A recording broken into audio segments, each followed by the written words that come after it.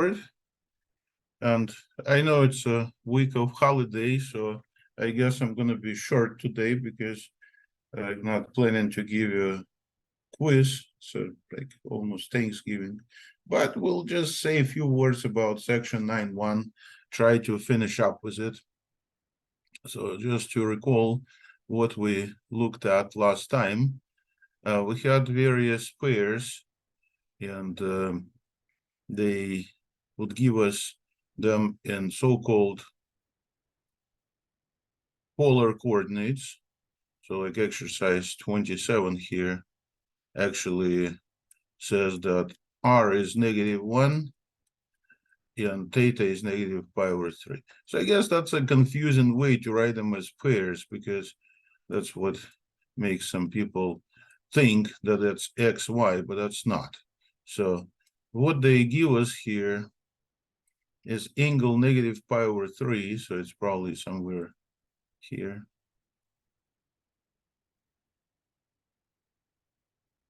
-π/3. And then we need to go not by 1, but -1. So we actually continue this and we go by 1 unit away from the pole. So that's how it works. So what they want, plot this point. So I just did it. I just plotted. It'd be, of course, a good idea to see the corresponding xy coordinates of this point on the xy plane. So if I decided to get those x coordinate and y coordinate, that'd be a angle here. It could be utilized as 2π/3, right? This was 1π/3, so if we go that way, it's 2π/3. I say, why don't you take negative? Well, because negative is totally different angle. I need to get that point described. See, and then we have cosine of it. That's a x coordinate. The reason is 1 here. R is equal to 1. If it wasn't 1, it'd be something else. And then sine 2π/3. In fact, we'll do something else in the next exercise. So in 2π/3. Same thing. So cosine looks like it's -1/2. And the sine is √3/2. And I have corresponding point on the xy plane, which is having absolutely nothing to do with these -1 and -π/3, because it's just completely different thing. That's important to realize. So we also had two formulas, which is x is r cosine of theta and y was r sine theta. That's definition if your circle is not unit. So technically you could say that this is r -1 times cosine of theta, which is -π/3. So you could also use these formulas. And y is a -1 times sine of 2π/3. Oh, -π/3. Angle is theta, -π/3. So you could double check this if you want to, and you will get the same exact results. So the point is these formulas are created so we don't have to every time make a picture and start from the scratch. You just use formulas, you just plug numbers in. I'm just trying to give better intuition into the formulas. So now the next page actually does things like this. So it gives you a point and wants you to convert it to the xy or rectangular. So let me do 151. Actually, with formulas above, these problems are all the same. In fact, I just done one of them here. So if you have R 7.5 and angle theta, which is 110 degrees, then all I do is write X, which is R, so use this formula, 7.5 times cosine of 110, and same thing for Y, 75 times sine, 7.5. So you don't really care what numbers you have, you just need to use a calculator and you get some numbers here. So we do this scientific calculator, right, as usual. So Desmos I take, and just go ahead and plug some numbers in. So 7.5 cosine 110. It is already in degree mode, it's nice and convenient. So this is minus 2565 dot dot dot. And for the y coordinate, it's analogous, but now use sine function, right?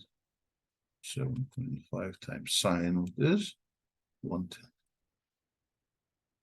So this boils down all exercises to just calculator use. You don't have to graph, because even if you graph, what you're going to see on that graph, right?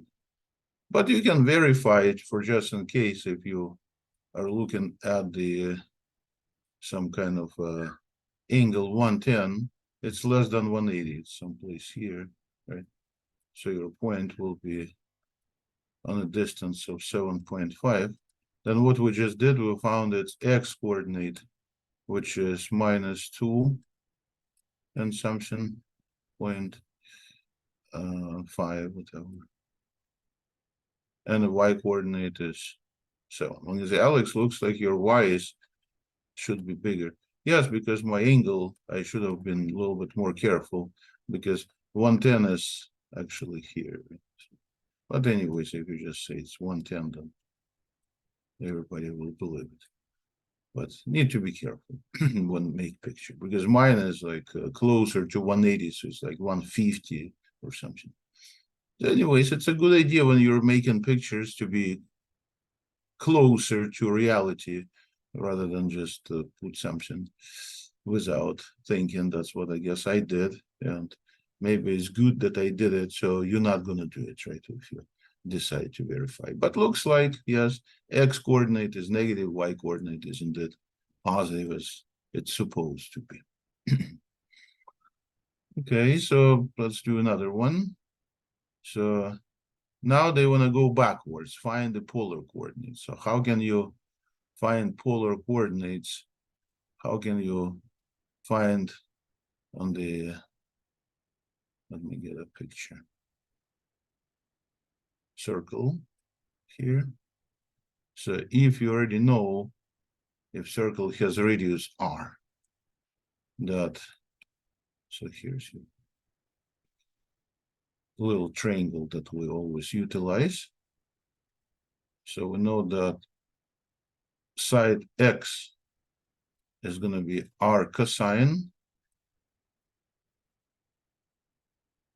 and side y is r times sine. And the angle theta is here.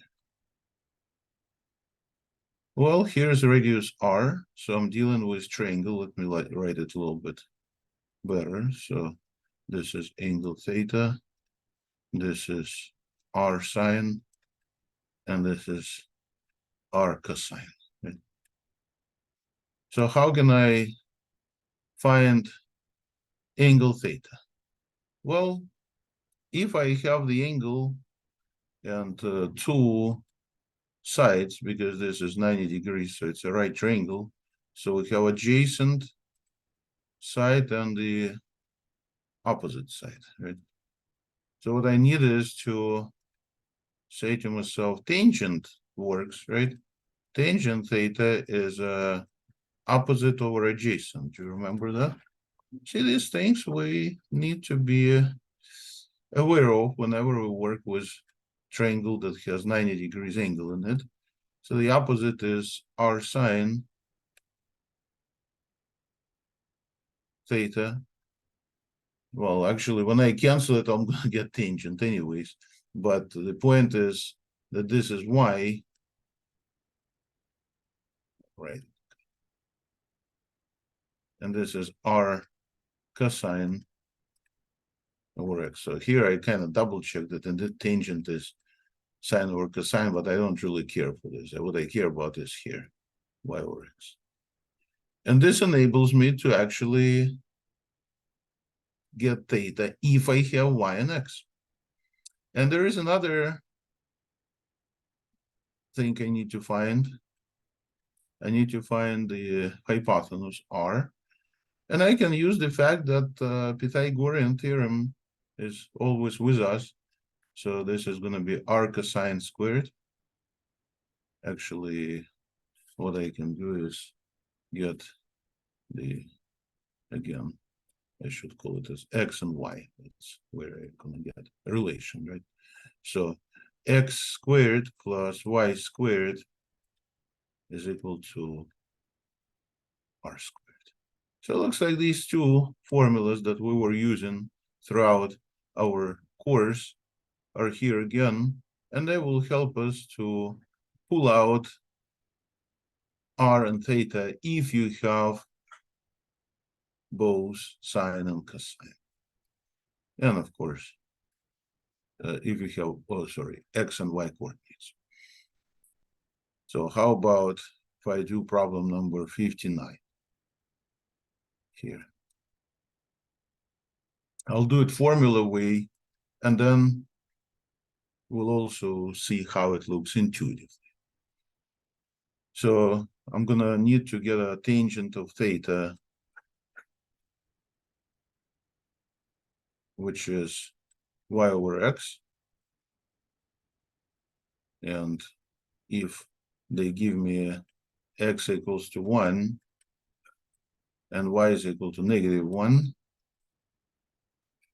then I'm going to write this as -1 over 1, which is negative. So what about angle theta? Well, I'll decide. Let me get the other one to get Pythagorean theorem into play. So we're going to have x squared, which is 1 squared, plus y squared, or -1 squared, is equal to r squared. Okay, so here I get a square root 2, right? Which is r. Notice it could be positive, could be negative, depends how you want to describe it, because we now need to put the point on the plane of coordinates. So it's someplace here. And this way we'll be able to decide on the actual angle theta and radius, which is a square root of 2, right? We just found it. And what is the angle theta here? Well, if we have +1 for the tangent, it's 45 degrees. So it looks like it's 3 times 45 or 135 degrees. So I want to make a picture because actual point here could also be having the angle that has something to do with -1 for the tangent, but this is going to be when you take r equal to minus square root 2, so you will go there again. But I guess we don't want to do that. So just found that r is square root 2 and theta is 135, just to make sure that we get the right quadrant and that we are not really getting some negative angles. So interesting story could be about graphing, and I promised I'm not going to overwhelm you, so I'm going to graph actually do exercise number 73, and maybe that'd be good enough, because I know it's a holiday mood. Some people already wonder why I do this today, because it's already almost the Thanksgiving. So I'll do just one, maybe two, because these are pretty short. This one, 73, is x, which is equal to 4. So what they want me to do is use the formula here. So write equation using polar coordinates, r and theta. So instead of x, I just put r cosine theta equal to 4. You see, and that's it. Yeah, whenever you see x and y, you just put these things, r sine and r cosine. So I'll do 7 and maybe I stop them. So number 7 that says y squared is equal to 2x. Okay, so replace x and y with these two little formulas. That's all we need. So y squared is going to be squaring of r sine is equal to 2x, which is 2 times r cosine. And that's it. I say, can you simplify this somehow? I don't think it's making much sense because it's just going to be some something that is not very simplified. In fact, that's the reason why we don't want to deal with this polar coordinates in general when we have some nice functions like we're dealing with here, except for 67. Let me do 67 real quick just to make a little more sense out of this procedure. So for 67, let me get that because that should give you a little bit of a point why we actually do this, because definitely this kind of equations, they look pretty nasty, right? So who needs them? But in 67, that's a circle.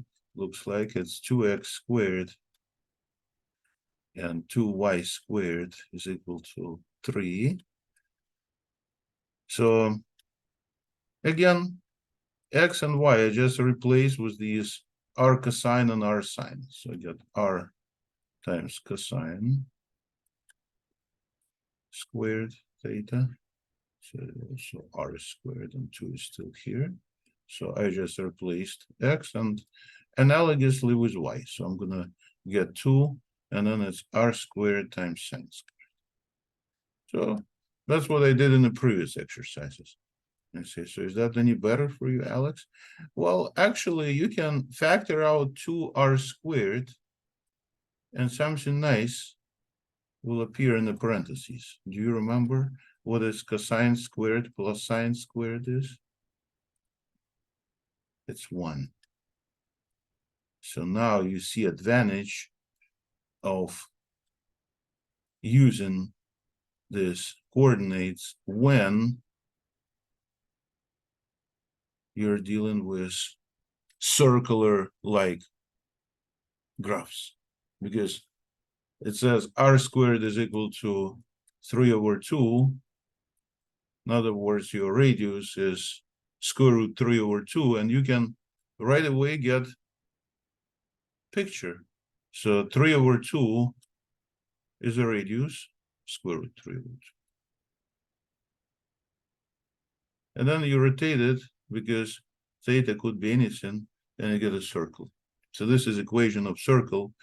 If you remember, circle that deals with x squared plus y squared is square of radius, then it's much better for the polar coordinates because here's its formula, square root 3 over 2, a square root of 3 over 2. So, and this is advantage because otherwise you get to mess with lots of algebra.